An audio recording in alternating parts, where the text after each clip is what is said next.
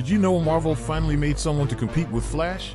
Watch the previous videos about Heroes Reborn for context, but in this issue we see the Blur having the attention span of your average 13-year-old, which leads to the Silver Witch jumping him, because her brother Pietro burned alive trying to keep up with the Blur. Silver Witch then steals his soul and drags him to the Dread Dimension. Then we see the Blur obliterating everything in his path with his speed, and even racing this universe's Ghost Rider, the Ghost Runner.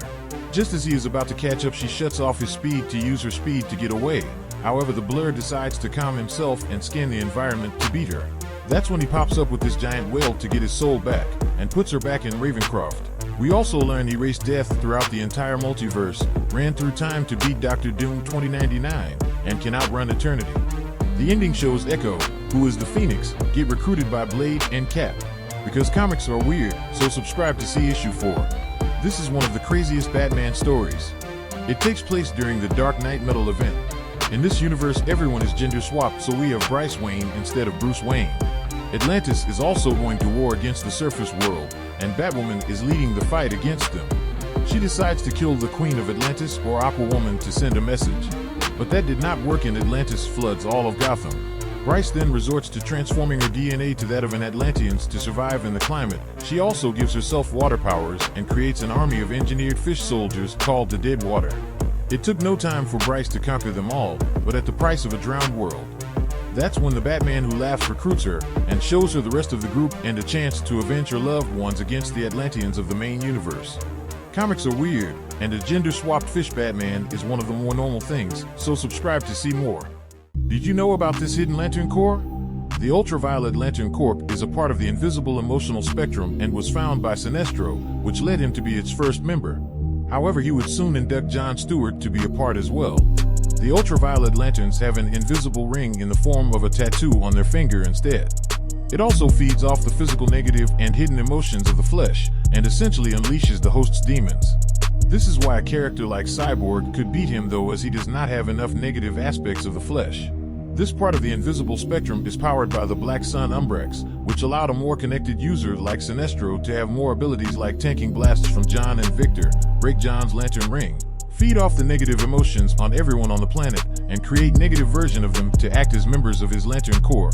DC has lots of Lantern Corps because comics are weird, so subscribe to see more. Did you know about this insane Spider-Man moment? This takes place during a battle between Spider-Man and Wolverine, where Wolverine is trying to get himself to kill a girl he loves named Charlie, because he knows the KGB will torture her to death instead. So she wants him to kill her. However, Spider-Man stops him as he believes there's another way.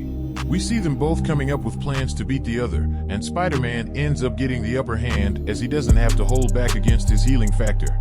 Spider-Man even tells Wolverine he could snap his adamantium neck and kill him, but Wolverine says he doesn't have that dog in him to do it, while Logan does, but the KGB interrupts them and Wolverine takes cover. Peter's spider sense activates and he assumes it's Wolverine and punches with all of his strength. However, it was Charlie who scared Peter on purpose to end herself in game. This moment replays in his head again and again and again until Mary Jane calms him down.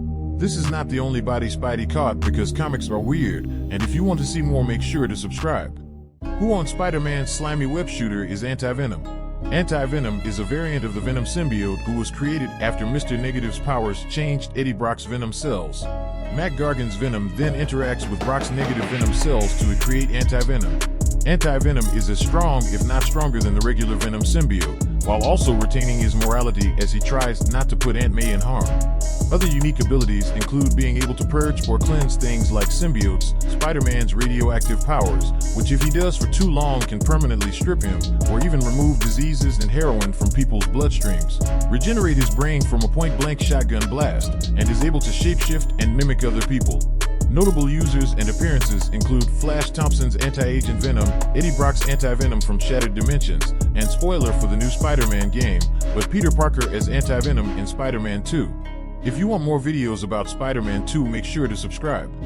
Did you know Silk can't control her desire to tongue wrestle Peter Parker? When Spider-Man got visions of Silk or Cindy Moon from the Watcher, he saw that she was bit by the same spider he was. He also saw she was trapped in a bunker by Zeke to be safe from Morlun. He frees her, but she is upset because she thinks he doomed them all, but he reveals that Morlun is dead. We're also shown that she is faster than Peter, but not as strong. She is now free and creates a suit from her webbing that shoots from her fingertips. Later it's shown that both of their spider senses are synced due to being bitten by the same spider, which causes them to, they make out a lot and just share web fluid wherever they can. They also only share this bond with each other in the Spider-Verse and with no one else. Oh, she also has razor-sharp claws, which means Peter's back is probably scratched up like crazy. Spoiler for Spider-Man 2, but Cindy Moon was revealed in a post-credits scene. And if you want more Spider-Man 2 content, then subscribe. Nice. Made me happy, made me smile. Nice. Woo! Yeah, baby! That's what I'm talking about! That's why he's the MVP! That's why he's the GOAT! The GOAT! Woo! Yeah, baby!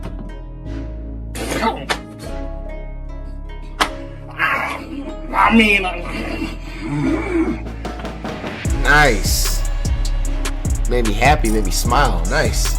Woo! Yeah, baby! That's what I'm talking about! That's why he's the MVP! That's why he's the GOAT! The GOAT! Mid!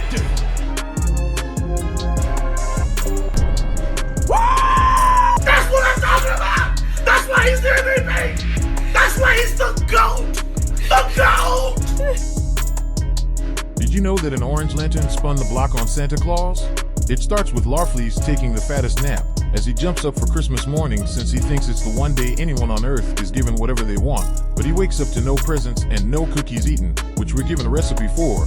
He then decides to seek out his revenge and starts terrorizing the first Santa he sees. But he learns this is not the real Santa, so he tracks another one into the mall, only to learn there are several other decoys. Some kid tells him Santa lives at the North Pole, and Larfleeze pulls up to find nothing and threatens to melt everything. But Hal pulls up to let Larfleeze know Santa isn't real. He looks at Larfleeze's cabin and pile of presents he got just for Christmas and lets him know the meaning of Christmas is generosity, which is opposite to Larfleeze's orange light of greed. Hal even looks at his wish list and sees useless things like a hovercraft, which he could just make with his ring, so he tells him to redo it with only things he needs, which he does, and we see this. If you want more stories like this because comics are weird, then subscribe. Here's a power you probably didn't know Miles Morales has. It starts with Miles fighting a villain called Rabble, who is putting his family in danger. He gets pissed and activates Plot Armor Power-Up Mode, which involves creating a sword out of his bioelectricity. Which reminds me a lot of the one moment we try to forget. He starts booty clapping her, and whoops her so bad that the electricity from her suit and his electricity mix to cause a massive lightning bolt explosion.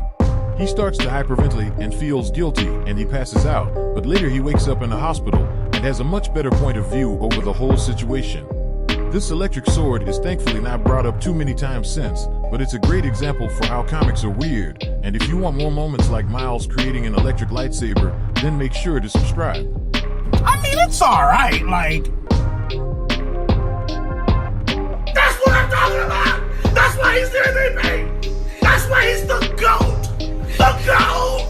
Woo! Yeah, baby! Nice. Made me happy, made me smile. Nice. It's awful.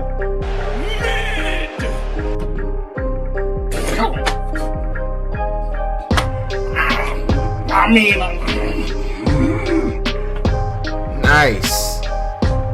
Made me happy, made me smile. Nice.